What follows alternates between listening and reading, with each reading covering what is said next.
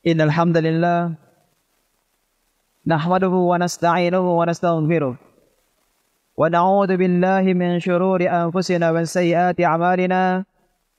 من يهده الله فلا مضل له ومن يضلل فلا هادي له، وأشهد أن لا إله إلا الله وحده لا شريك له، وأشهد أن محمدا عبده ورسوله. يا أيها الذين آمنوا اتقوا الله حق تقاته ولا تموتن إلا وأنتم مسلمون. يا أيها الناس اتقوا ربكم الذي خلقكم من نفس واحدة وخلق منها زوجها وبث منهما رجالا كثيرا ونساء، واتقوا الله الذي تساءلون به والأرحام إن الله كان عليكم رقيبا. يا أيها الذين آمنوا اتقوا الله وقولوا قولا سديدا يصلح لكم أعمالكم ويغفر لكم ذنوبكم، ومن يطع الله ورسوله فقد فاز فوزا عظيما. أما بعد، فإن أصدق الحديث كتاب الله، وخير الهدي هدي محمد صلى الله عليه وسلم، أشر الأمور محدثاتها، فإن كل محدثة بدعة وكل بدعة ضلالة وكل ضلالة في النار.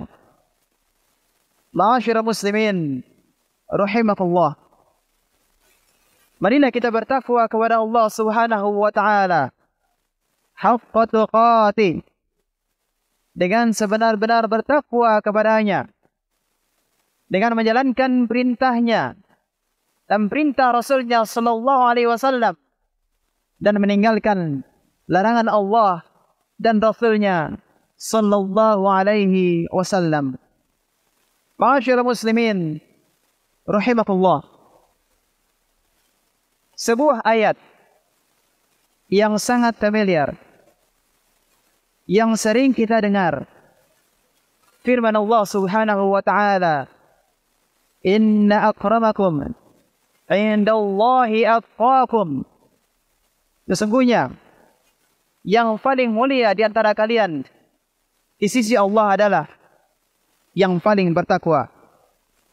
Surat Al-Hujurat ayat 13.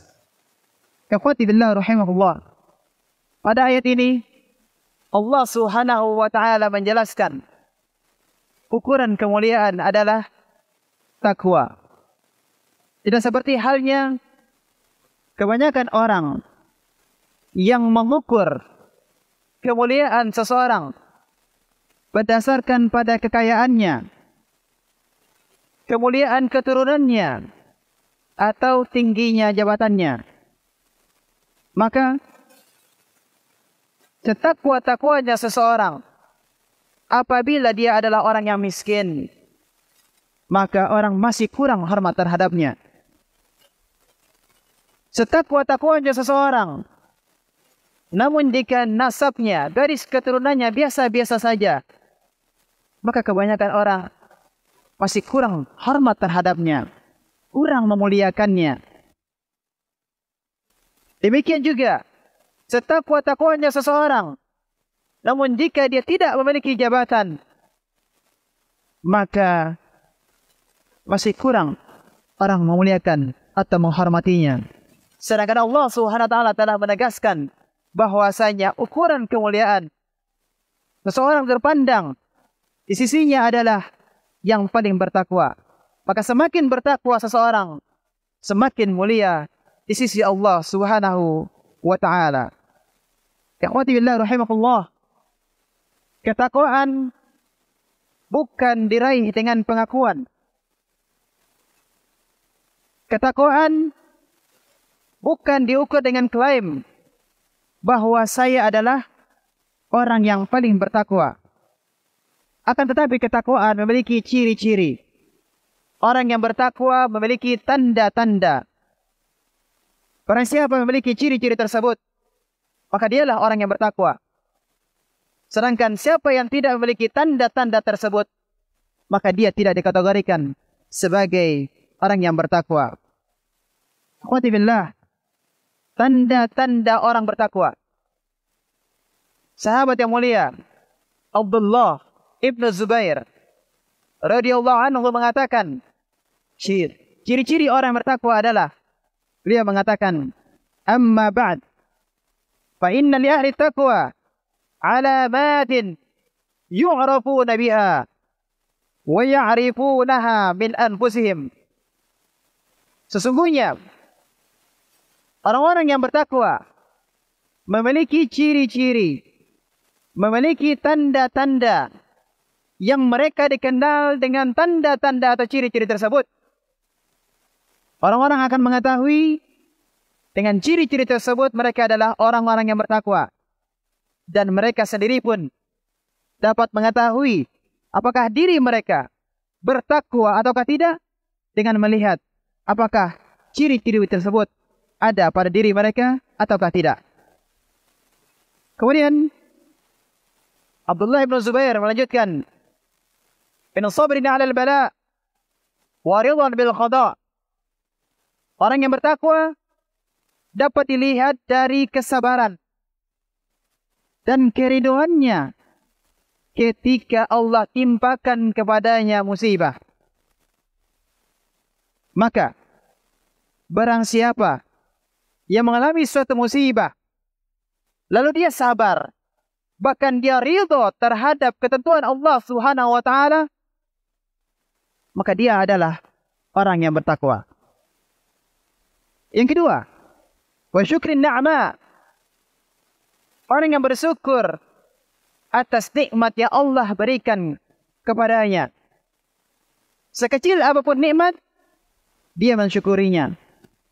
Maka barang siapa yang menganggap remeh suatu nikmat dengan anggapan bahwa nikmat tersebut adalah nikmat yang biasa, dia menyepelekannya, dia menganggapnya kecil, tidak mensyukurinya, maka dia belum bisa dikategorikan sebagai seorang yang bertakwa. Ciri yang ketiga adalah wadhullin li hukmil Quran. Patuh, taat kepada perintah Allah yang termaktub di dalam Al-Quran. Maka siapa saja yang mendapati ayat perintah dari Allah Subhanahu wa taala, maka dia akan mengatakan, sami'na wa ata'na. Kami dengar dan kami taat. Kami siap untuk menjalankannya. Dan ketika dia membaca ayat yang isinya adalah merupakan larangan, maka segera dia meninggalkannya tanpa memberikan banyak alasan.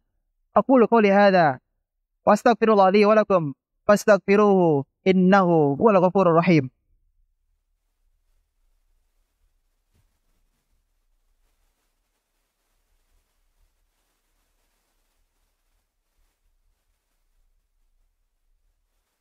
Alhamdulillah hamdan katsiran tayyiban mubarakan fihi kama yuhibbu rabbuna wa yardah.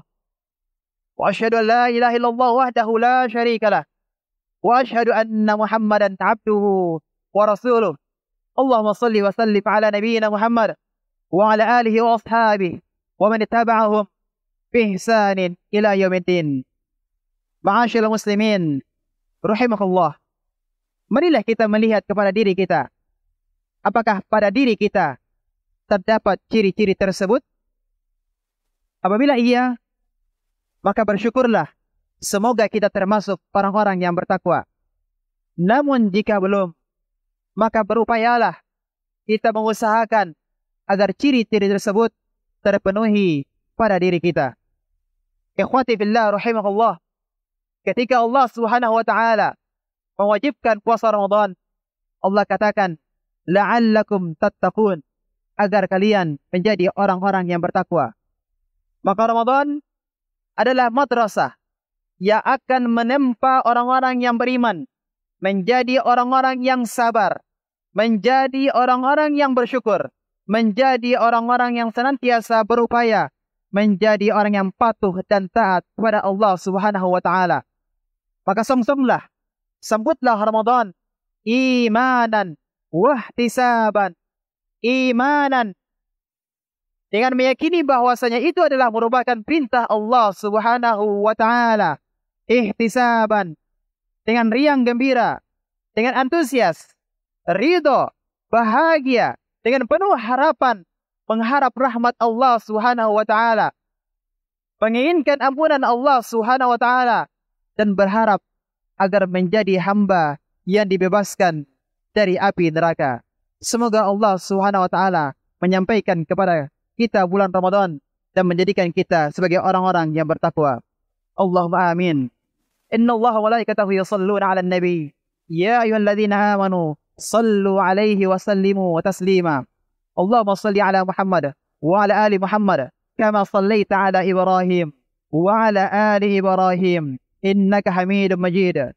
Allahumma barik 'ala Muhammad wa 'ala ali Muhammad kama barakta 'ala Ibrahim wa 'ala ali Ibrahim innaka Hamidum Majid.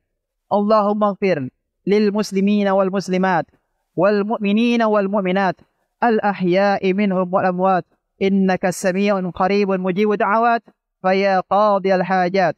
اللهم إنا نسألك الهدى والتقى والعفاف والغنى. اللهم أصلح ولاة أمورنا وفقهم لما فيه صلاح الإسلام والمسلمين. اللهم حبب إلينا الإيمان وزينه في قلوبنا وكره إلينا الكفر والفسوق والعصيان واجعلنا من عبادك الراشدين. ربنا آتنا في الدنيا حسنة وفي الآخرة حسنة وقنا عذاب النار وآخر دعوانا أن الحمد لله رب العالمين.